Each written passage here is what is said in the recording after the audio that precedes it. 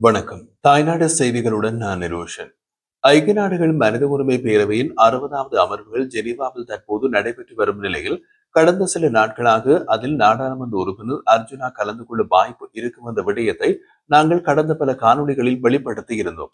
ஆனால் ஏதோ ஒரு காரணத்திற்காக அர்ஜுனா எம்பியினால் குறித்த விடயம் பொதுவெளியில் அல்லது மக்களுக்கு நேரடியாக சொல்லப்படவில்லை என்பதற்கு ஏதோ ஒரு காரணம் இருந்திருக்கலாம் என்பதையும் நாம் ஊகித்திருந்தோம். அதன் அடிப்படையில் அர்ஜுனா எம்பி இது தொடர்பான விடயங்களை தெளிவுபடுத்துகையில், பாதுகாப்பு காரணங்களுக்காக குறித்த விடயங்களை தான் பொதுவெளியில் மறைத்து வைத்திருந்ததாக குறிப்பிடுவதுடன் ஏதோ ஒரு சூழ்ச்சிகள் மாட்டிக்கொண்டதாகவும் சந்தேகம் கொள்கின்றார்.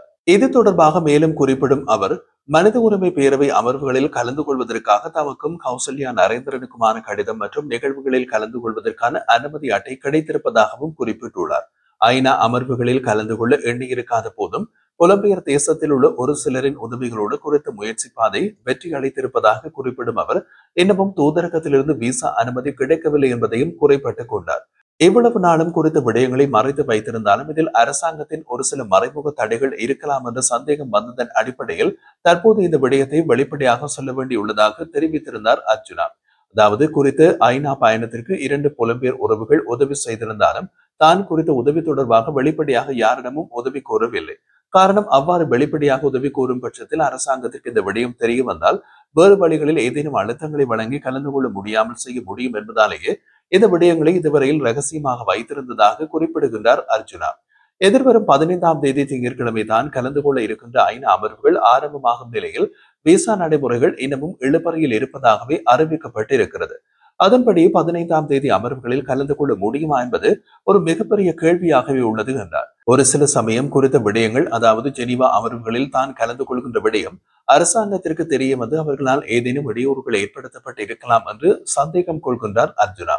நாடாளுமன்றத்தில் இதுவரையில் தமிழிலும் சரி, சிங்கள உரையிலும் சரி, தேசிய தலைவரை கடவுள் என்று உச்சரித்த விடயம் உள்ளிட்ட பல்வேறு விடயங்களில் நேரடியாகவே அரசாங்கத்துடன் சண்டை போட்டிருக்கின்றேன். எனவே நான் குறித்த ஐநா அமர்வுகளில் கலந்து கொள்ளும் இடத்து தமிழ் மக்களுக்கு இடம்பெற்ற அநீதியான விடயங்களை நிச்சயமாக சுட்டிக்காட்டுவேன் என்பது அரசாங்கத்திற்கு தெரியும். அதனால் தங்களுக்கு ஏற்படக்கூடிய அழுத்தங்களையும் சிக்கல்களையும் அரசாங்கம் அறிந்து கொள்ளாமல் இருக்க வாய்ப்பு இல்லை. இதனாலேயே தமது விசா விடயத்தில் அழுத்தம் இருக்கலாமோ என்ற ஒரு சந்தேகம் எழுகிறது என்கின்றார். எனினும் நேரடியாக இந்த விடயங்கள் உண்மை தெரியாமல் யாரையும் குற்றம் சாட்ட முடியாது என்றாலும் திட்டமிட்ட ரீதியில் ஏதோ ஒரு எம்மை அறியாமல் எம்மை சுற்றி ஒரு சூது இடம்பெறுகிறது என்பது மட்டும் உண்மை என்றார் அர்ஜுனா. அதன் அடிப்படையில் 15ஆம் தேதி தொடக்கம் 24ஆம் தேதி வரையிலான அமர்வுகளுக்கு பின்னர் குறித்த விசா வழங்கப்படுமா அல்லது ஒரேடியாக மறுக்கப்படுமா என்பதும் கேள்வியாக உள்ளது என்றும் பேசி ஆதங்கப்படுகிறார். மற்றொரு விடயத்தை குறிப்பிட்ட அர்ஜுனா, புலம்பெயர் தேசங்களில் புலிகளின் தலைவர் அல்லது தலைவரின் மகள் அல்லது முக்கியஸ்தர்கள் உயிருடன் இருப்பதாக ஒவ்வொரு குழுக்கள் தங்கள் நிகழ்ச்சி நிழலுக்கேற்ப இயங்கிக் கொண்டிருக்கின்றார்கள். நாட்டில் நீங்கள் ஆரம்பித்த போராட்டங்களை சரியாக இங்கிருக்கும் அரசியல் கொண்டு செல்ல முடியாததால் எவ்வாறோ நீங்கள் புலம்பெயர் தேசங்களுக்கு சென்றிருந்த நிலையில் மனம் இங்கிருக்கு, அங்கு நீங்கள் வாழ்வதாகவே தான் உணர்வதாக புலம்பெயர் தமிழ் மக்கள் பற்றி குறிப்பிட்டிருந்தார். தமிழ் சமூகத்தை ஒரு காலத்தில் தலைவர் நிமித்துவார் என்ற எண்ணத்தில் நீங்கள் போராடி இருந்த நிலையில் போராட்டத்தில் ஈடுபடாத ஒரு சில தரப்புகளால் பல்வேறு விமர்சனங்கள் முன்வைக்கப்படுவதும் வழமை. ஆனாலும் ஒரு சில புலம்பெயர் மக்களுடைய நடவடிக்கைகளே தனக்கு உடன்பாடு இல்லை என்ற குற்றச்சாட்டை முன்வைக்கின்றார் அர்ஜுனா. அதற்குரிய காரணத்தை தெரிவித்த அவர், புலம்பெயர் தேசங்களில் குறித்த மக்கள் நடந்து கொள்கின்ற ஒரு சில நடவடிக்கைகள் இங்கிருக்கின்ற அதனோடு தொடர்பு பட்டவர்களை மிகப்பெரிய சிக்கல்களுக்குள் மாட்டிவிடக்கூடிய சூழல்கள் இருப்பது என்பதை அவர்கள் உணர்ந்து கொள்ளாமல் நடந்து கொள்வதில் தனக்கு மாறுபட்ட கருத்து உள்ளது என்கின்றார். தொடர்ந்தும் ஐநா அமர்வுகள் சம்பந்தமாக பேசிய அர்ஜுனா, ஆரம்பத்தில் மனித உரிமை ஆணையாளர் இலங்கை தொடர்பான அறிக்கையை வெளியிட்டிருந்த நிலையில் அடுத்து பேசிய இலங்கை வெளியுறவு அமைச்சர் விஜித ஹெரத், சர்வதேச பொறிமுறையை மறுத்து உள்நாட்டு பொறிமுறை மூலம் விசாரணைகளையும் தீர்வுகளையும் நோக்கி செல்வதாக குறிப்பிட்டிருந்தார். தொடர்ந்து இருவரும் சந்தித்து கலந்துரையாடல்களை முன்னெடுத்ததுடன் உலக பொறிமுறை தொடர்பான விடயங்களை ஒன்றாக முன்னெடுப்பதாகவும் பேசுகின்றார்கள். ஆனால் உண்மையில் நாட்டில் இருக்கின்ற மக்களுக்கு தெளிவாக ஜெனீவா அமர்வுகளில் என்ன நடக்கின்றது என்பது தெரியாது. அதை தெரியப்படுத்துவதற்கும் யாரும் இல்லை. உதாரணத்தை குறிப்பிட்ட அர்ஜுனா, தான் நாடாளுமன்ற உறுப்பினராக தெரிவு செய்யப்படும் முன் நாடாளுமன்றத்திற்குள் என்ன விடயங்கள் நடக்கின்றது, யார் என்ன பேசுகின்றார்கள், நடைமுறை என்ன என்பது தொடர்பான எந்தவித தெளிவும் சாதாரண பொதுமக்களுக்கு இருந்திருக்க வாய்ப்பு இல்லை. எனினும் தான் நாடாளுமன்ற உறுப்பினராக வந்ததன் பின்னர் நாடாளுமன்ற விடயதானங்கள் தொடர்பான உண்மை தன்மைகளை சாதாரண மக்களுக்கு விளங்கிக் கொள்ளக்கூடிய அளவில் தெரிய வைத்திருப்பதாக சுட்டிக்காட்டுகின்றார்.